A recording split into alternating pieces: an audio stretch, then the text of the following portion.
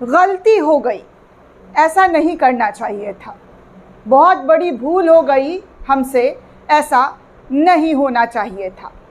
नमस्कार दोस्तों, महाराष्ट्र में किसी भी वक्त भाजपा की सरकार गिर सकती है। महाराष्ट्र में अब सब कुछ सही नहीं है। महाराष्ट्र में राजनीति ने बहुत तेज़ी से उछाल मार दिया है। इस वक्त बीजेपी में हड़कंप मचा हुआ है। शाह की सिट्टी पिट्टी गुम हो चुकी है, क्योंकि एक कहावत आपने सुना होगा, लौट के बुद्धू घर को आए। और वही बुद्धू अब लौट लौट के घर जाने का संकेत देने लगे हैं। इस वक्त की बड़ी खबर, बड़ी जानकारी आपको दे दूं कि अजीत पवार शरद पवार के पास घर वापसी कर सकते हैं। जो अजीत पवार इस वक्त महाराष्ट्र में डिप्टी सीएम के कुर्सी पर बैठे हुए हैं, वो अजीत पवार अब अपनी पुरानी पार्टी अपने चाचा शरद पवार के पास जा सकते हैं, क्योंकि अजीत पवार का एक बयान सामने आ गया है। इस बयान से तो यही अटकलें लगाया जा रहा है कि अजीत पवार को अपनी गलती का एहसास हो गया है। वो अपनी गलती का जो पछतावा है उसको पूरी तरीके से एक्सेप्ट कर रहे हैं। उस गलती के पछतावे में वो डूबे जा रहे हैं और कह रहे हैं कि गलती हो गया, अब ये नहीं करना चाहिए था उनको, ये सब नहीं होना चाहिए था। जो किया वो बेहद गलत किया है। सबसे पहले मैं आपको ये खबर महाराष्ट्र का दिखाना चाहूँगी कि जैसे ही ये बयान आया है उसके बाद तो अमित शाह के पसीने छूट गए हैं। दोस्तों, अमित शाह हक्के बक्के हो गए हैं कि महाराष्ट्र में हमने इतनी मुश्किल से तो सरकार बनाई थी, लेकिन अब ये सरकार विधानसभा चुनाव से पहले गिरने वाली है, क्योंकि उद्धव ठाकरे और शरद पवार ने पहले ही इस बात को लेकर अंदेशा जता दिया था कि चाहे आप जितनी जोर लगा लीजिए, आपकी सरकार नहीं चलने वाली है। अब आगे क्या होगा ये तो वक्त बताएगा, लेकिन फिलहाल नेटवर्क 18 के हवाले से खबर आ रही है। शरद पवार को लेकर कहा जा रहा है कि गलती हो गई, ऐसा नहीं होना चाहिए था। शरद पवार से बगावत के बाद पहली बार अजीत पवार का इस तरीके का बयान सामने आया है। दरअसल दोस्तों, महाराष्ट्र में विधानसभा चुनाव को लेकर सरगर्मियां तेज हो गई है। वहां अगले 2-3 महीने में चुनाव होने वाला है। इसी बीच चाचा शरद पवार से बगावत करके एनसीपी पर कब्जा जमाने वाले अजित पवार के एक बयान से इस वक्त पूरे भाजपा में खलबली मच गई है। बीते लोकसभा चुनाव में जनता द्वारा नकार दिए जाने के बाद अजीत पवार इन दिनों जन सम्मान यात्रा करने लगे हैं। महाराष्ट्र के अंदर वो जन सम्मान यात्रा कर रहे हैं। इस दौरान एक इंटरव्यू में उन्होंने एक बहुत बड़ा बयान दिया है। एक चैनल से बातचीत करते हुए उन्होंने कहा कि उनसे बीते चुनाव में कई गलतियां हो गई है। बीते लोकसभा चुनाव में अजित पवार गुट के एनसीपी को केवल 1 सीट जीत मिली है और इस चुनाव में विपक्षी इंडिया गठबंधन ने शानदार प्रदर्शन किया है, जैसा कि आप सभी को पता है। दोस्तों, राज्य की 48 लोकसभा सीटों में से 14 पर कांग्रेस, 9 पर शिवसेना उद्धव गुट और 8 पर एनसीपी अजीत गुट को जीत मिली है। वहीं दूसरी तरफ एनडीए के सबसे बड़े घटक दल भाजपा को 9 और शिवसेना शिंदे गुट को 7 सीटों पर जीत मिली थी। लोकसभा चुनाव के बाद अजीत पवार अपनी पार्टी को लगातार मजबूत करने के लिए ये यात्राएं कर रहे हैं। हालांकि उनके चाचा शरद पवार लगातार उनको कमज़ोर करने में लगे हैं, क्योंकि इन लोगों को लेकर बार बार कहा जा रहा था कि जिस तरीके से वो किया है अब उसको जनता भुगत जो है अंजाम देगी। जिस तरीके से जनता ने लोकसभा में इन लोगों को आईना दिखाया, ठीक विधानसभा चुनाव में भी ऐसे ही होगी।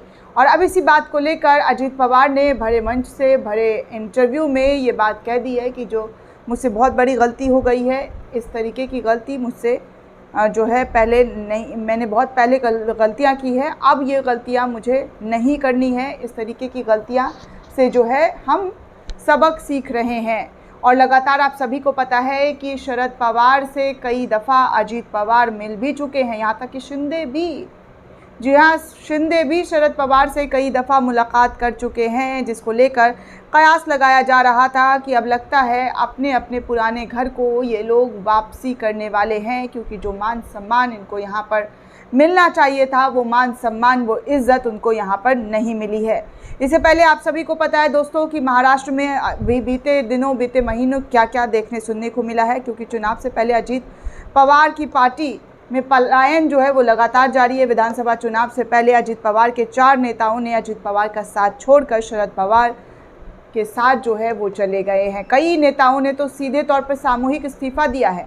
28 नेताओं का एक पूरा का पूरा अजीत पवार का जो दल जो उसमें दल में शामिल थे, उनमें से 28 नेताओं ने अभी कुछ महीने पहले मैंने आपको खबर दिखाई थी कि वो अजीत पवार को छोड़कर शरद पवार के पास पहुंच गए। तो ये तमाम खबरें इस वक्त निकल कर सामने आ रही है और एकनाथ शिंदे को भी लेकर खबर आ रही है कि एकनाथ शिंदे गुट को लगने वाला है तगड़ा झटका, क्योंकि इतने विधायकों ने उद्धव ठाकरे के साथ संपर्क साधा है। एबीपी न्यूज़ के हवाले से खबर है, क्योंकि लगातार महाराष्ट्र में उद्धव ठाकरे हो, संजय राउत हो, ये लोग लगातार बयान दे रहे हैं कि उनके संपर्क में कई ऐसे नेता हैं और महाराष्ट्र विधानसभा सत्र खत्म होते ही ये तमाम नेता विधायक जो हैं उनके पार्टी में आ सकते हैं। हालांकि उद्धव ठाकरे ने ये भी कहा है कि जो बागी हैं, जिन्होंने बगावत की है, उसको वो अपनी पार्टी में नहीं लेंगे, कभी भी नहीं लेंगे।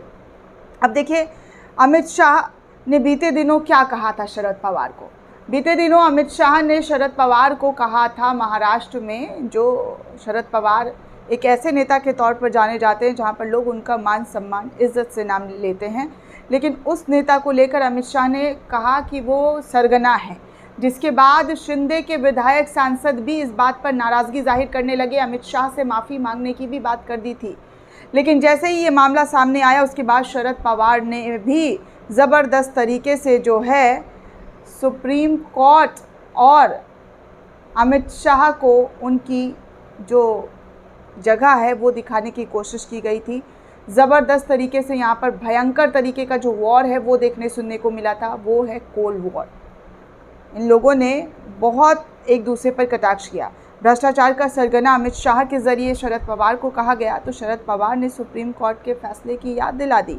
उन्होंने कहा कि तड़ीपार इस देश का गृह मंत्री बन गया। जी हाँ, अमित शाह के बयान पर शरद पवार का रिएक्शन आया और वो कहते हुए नज़र आए कि गुजरात के तड़ीपार को बना दिया गया है देश का गृह मंत्री।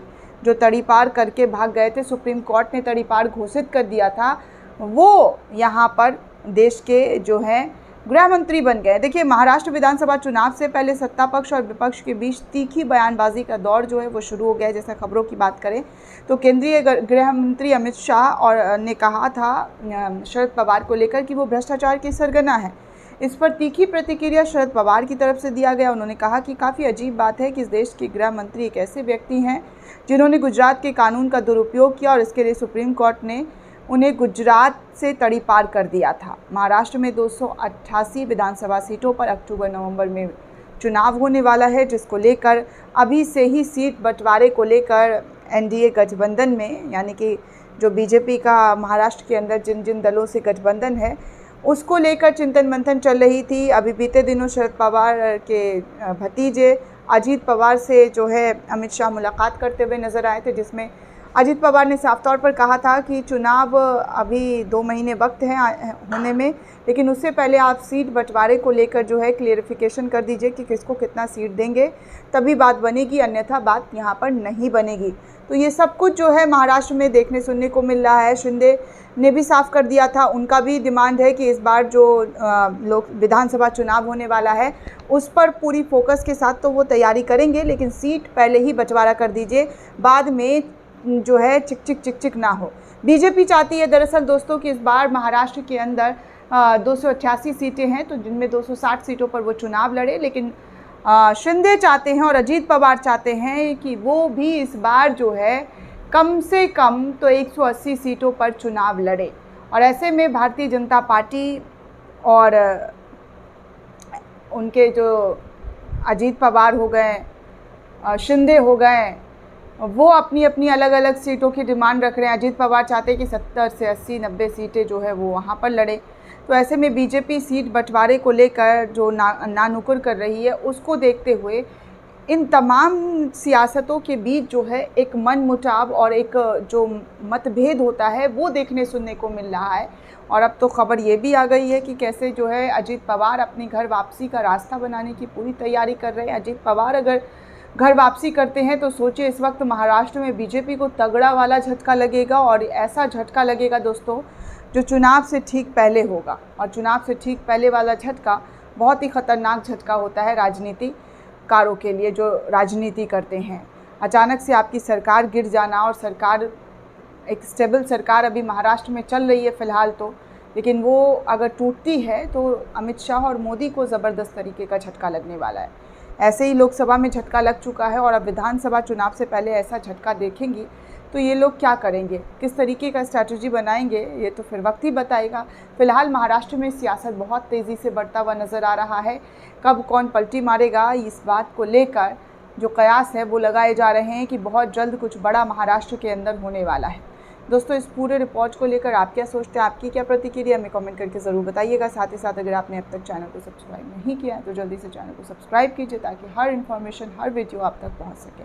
धन्यवाद दोस्तों।